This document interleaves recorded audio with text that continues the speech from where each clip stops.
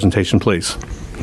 And so things I'm hearing about that concern me, and this is what concerned me when I looked into this. So I'm the guy that told the world that, hey, that little bitty barcode that means a product can talk to the internet. And so things started to be tracked that way. Everything you see sitting out here on the committee's table that has a barcode can now talk to the internet. That's what I'm responsible for, making the physical world talk to the internet world.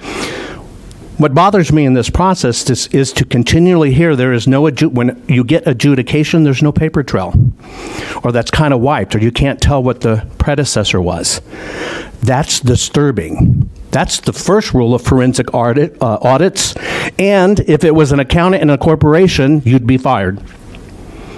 If you ran the financials for a public company and the numbers didn't match, and all of a sudden you couldn't adjudicate it and show the records, you'd go to prison. Now, this is as simple as scanning a loaf of bread at a grocery store. When you walk in and buy a loaf of bread and it works off that barcode, that's your vote. You're walking in saying, I want this bread. This is my candidate. You walk up to the cash register. You're handing it to the checker, or you're doing it yourself. That's basically the polling machine.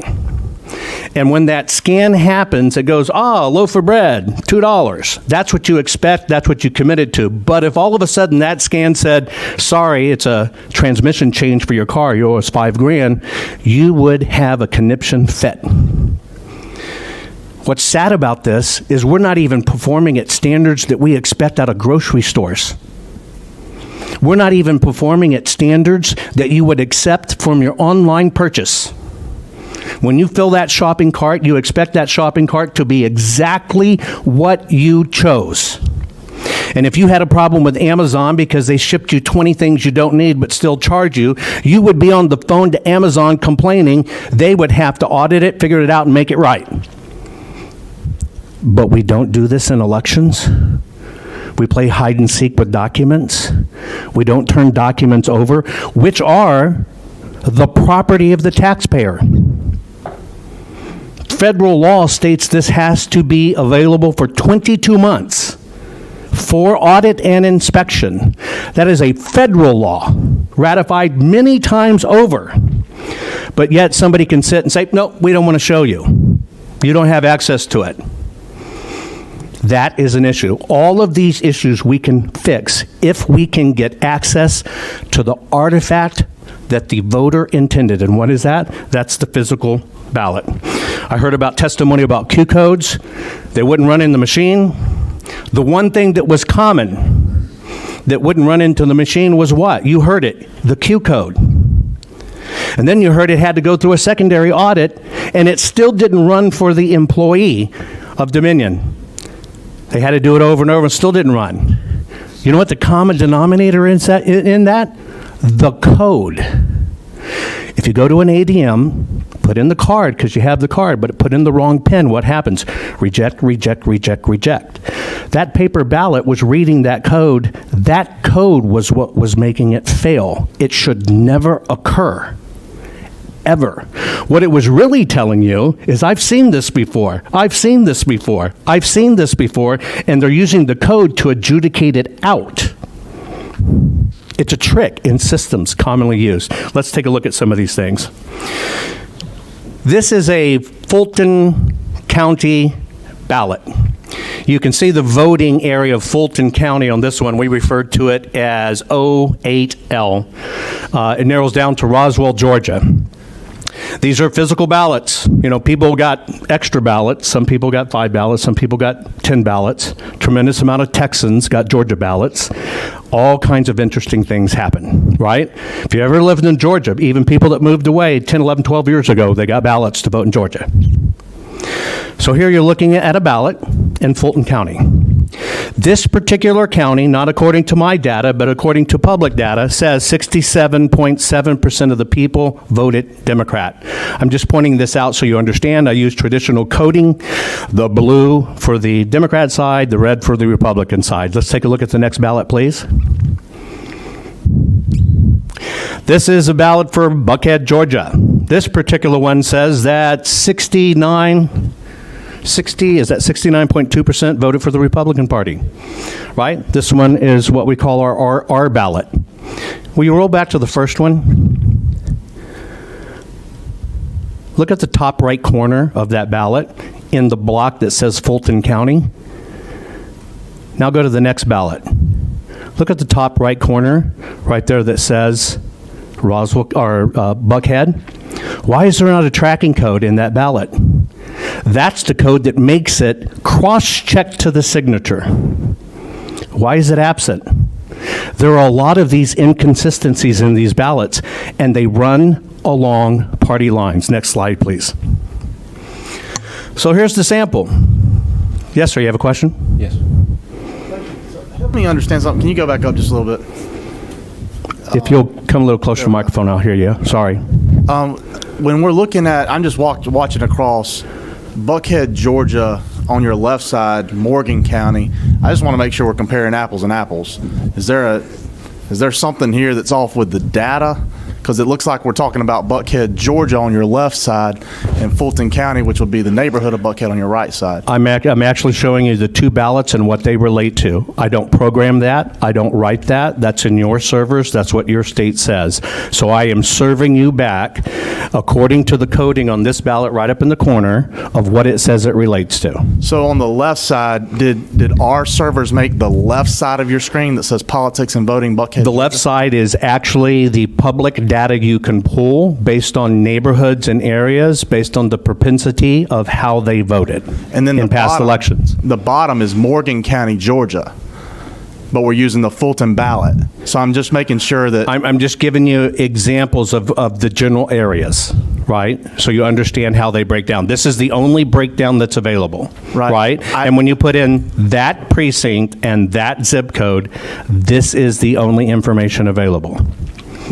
My question is, though, while I support your end premise, I believe, I'm concerned your data may not be the accurate data. That's awesome, because that's not the data I'm even referring to. Okay. Let's get to the ballot and talk about the exact ballot, because here's why. I'm not the webmaster for this. Neither are you. I'm not the webmaster for that. Neither are you. I can throw that off the slide, and we can focus on the ballot instead of what doesn't matter. Here's what matters. Yeah, that's what I'm wondering, because I'm afraid that your boxes refer to a different county, so I'm wondering. I'm referring to the ballot. Okay. And if you want to continue to refer to the ballot, I will show you the ballot. That would. Might I invite you to ignore every footnote that goes with the ballot, only focus on the ballot. Okay. Right? Then we'll focus on the same exact thing. Then we could still be talking. Okay, that's what I was wondering is. That's all we're talking about. We're only talking about here, Georgia ballots. So if you look at this ballot here, you can confirm on your own what district that comes from. You can see it right underneath there, right? The boxes have nothing to do with the presentation, the box on the left and the box at the No, bottom. the boxes have to do to give you some reference to what outside sources say about where the ballot area is. That's not the right ballot area. I would suggest you submit that to the webmaster that does this for the state. I don't program it. I don't say it. And do me a favor. Will you scroll down? No, scroll down. Cover up that bottom. Now, if you look at the screen, let's look at the ballot. Don't get distracted in anything else. Okay. That might not even be the right red for the Republican Party or the right blue for the Democrat Party. But let's look at the ballot, may we? In fact, if you'll blow it up so big, that would help. if you'll just blow it up so big that people who can't connect the dots will get it, let's just look at the ballot, right? This is called simple. Let's go even further. They might get distracted by the left side. There you go. That is so fat and so big you cannot miss we're talking about the ballot. Do you agree? Okay. I do. And I'm not going to roll up to the bottom so nobody gets concerned. So let's look at the differences between the two. You see the code on the right? He's talking about that barcode? Okay. Let's scroll back to the other one. Please be very careful not to show any other data to confuse people. Let's go up. There we go. Keep on going. And now let's look at the right side of the ballot. See that? There's no code there. Okay? Where it would be right there. Okay, that's the point. Okay. Yeah, so there's no code there. Can we agree on that? Yes. Side to side. Okay. I didn't print this ballot. I do not assign the districts. I only look at the ballots. This is what the ballot says. Let's go into the next slide, please. Okay. Again, you can discard the information at the bottom if it confuses you. We have Sir, can I stop you for a second? We have a yes. Do you mind if I show you? It's not confusing. I want to show you what I was saying. It's not. I'm only talking about the ballot. I got it. I understand completely what you're saying. I'm only talking about the physical ballot. On that, we agree. Okay, good deal. That's 100%. I was wanting to make sure that we were on the same. 100%. I think we're all on the same page. So please, let's zoom up so there's no confusion.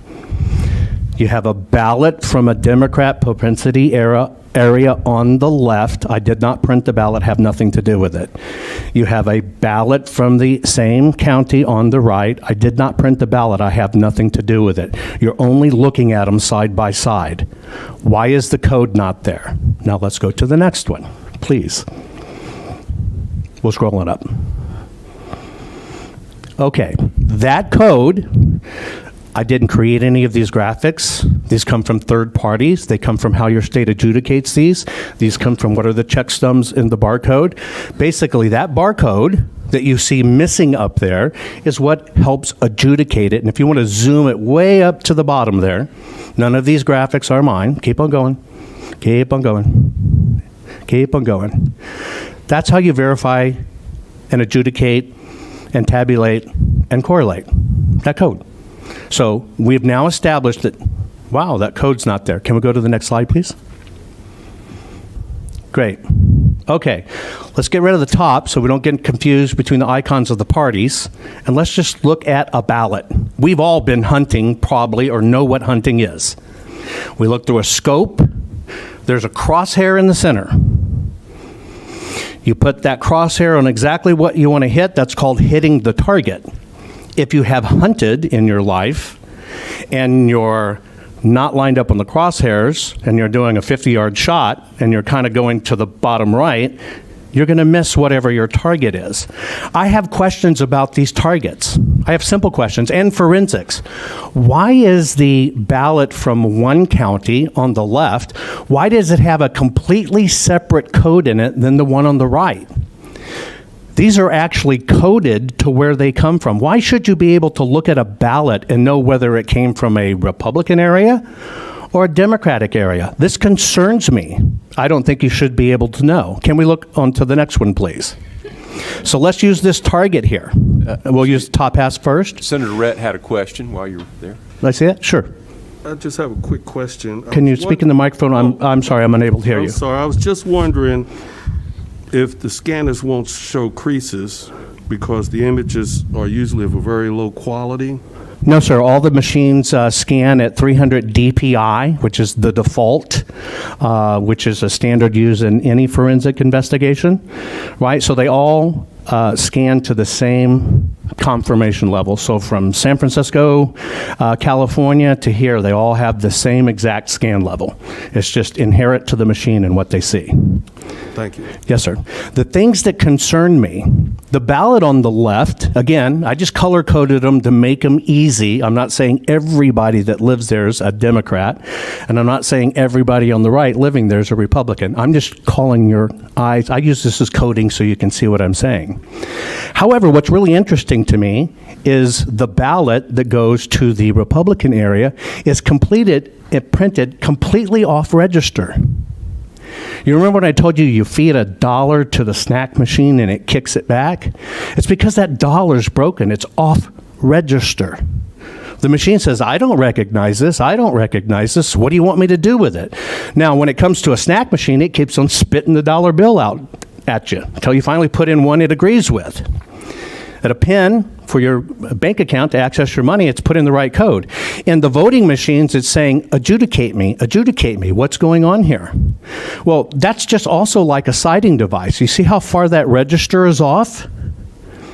It makes the paper talk differently than what the machines trade to look at. Can we roll up a little, please? Yes, sir. I can't hear you very well. I'm so sorry. Would you agree that the boxes along the left and right side of the ballot create horizontal scanning areas, and the marks along the bottom edge and the top edge create scanning areas. So you have a grid on the paper. They're like waypoints, like in GPS. It's what tells everything how to communicate. So if you'll scroll back to a bigger ballot, please, so we can look at, keep on going backwards. Just keep on going until you, there you go. There you go. All those hash marks on the top and bottoms, all of those are citing communication and adjustment devices. Let me give you an example. Long before computers talked with programs, they talked with paper. They punched little holes in paper, and that's what programming. That's what you're looking at. That's the paper basically telling the machines to program itself. Yes. So the marks along the left hand and the right, the vertical square boxes, they create horizontal lines or regions on the ballot. It's only an outside adjustment. It does not create a line. But for scanning purposes, optically, when it gets to a square, to a black box on the vertical edges, it creates a scanning area across the ballot horizontally. That's not the actual description of what it creates. I can describe it maybe another way. If you take that ballot right there and you print it out, and you take a straight edge and you draw from the top of the box on the left side to the top of the box on the right side, the bottom of the box on the left side to the bottom of the box on the right side, you create a series of horizontal lines. You can connect these like a grid. Yes, sir. And you can do the same from top to bottom. Correct, sir. So the width of the box on the left and the right has nothing to do with anything other. The width has nothing to do. It could be 1/8 of an inch wide or 1 inch wide. It still creates 1/8 of an inch wide scanning region across. Untrue. Okay. I understand what you're saying, but the signature of the ink creates something different. You can't, well, here you go. I'll give you a simple test. Take a $1 bill out of your pocket. Take a $5 bill out of your pocket, cut off the 5, put it on the 1, run it through your snack machine out there, see what happens. It's all going to be the same size.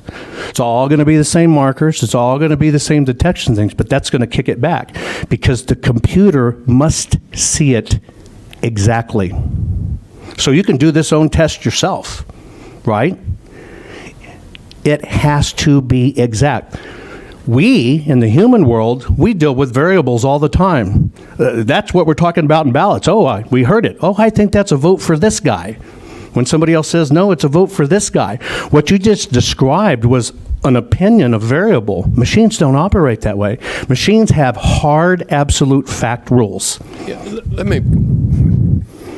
I know you don't know me. I'm actually an electrical engineer myself and have designed coin and currency processing equipment and dealt with currency scanners, so I know a whole lot about how they work. All I'm saying is all the little ovals on that ballot are lined up in that grid. Well, are we talking about the ovals or are we talking about the hash marks on the side? I'm talking about the ovals are lined up with those. The ovals have an exact location on the paper. We use all of those hash marks, top to bottom, left to right, to find out where that is. So let's share some common technology or terminology if it helps us communicate here. Number one, regardless to the machine, I don't care about the machine. I don't want to run another ballot through a machine. That's why we're here. So I do not care about how the machine reads it and what you're doing. I care about getting to the physical ballot. So in our world of what we're doing, which you'll understand this as a mechanical engineer, I've now said, I don't care about the machine. So now all those rules went right out the door. What I'm talking about is that piece of paper. What we do is we use those hash marks for something different. And those hash marks for something different are basically what we do when we look at the ballot. So this is the arena with no regard to what it was to do in the machine. We call it the stadium, the arena. Then when you go to the presidential area, we call that the football field. That one happens to be the Super Bowl field, I think we can agree. And you have other ones that are the state and college and local levels. And then all of them have a game ball in play. I have no regard for the smoke and mirrors of how the machines work, the hidden stuff in the code, or how this machine's supposed to be programmed. If the machine worked according to programming, none of us would be standing here. We're here because something broke. And so I'm saying, I don't care about the machine. I don't even care about the code that was written in the machine. What I care about is that physical artifact. And you know what? That physical artifact has material differences from district to district that should not be there. Now,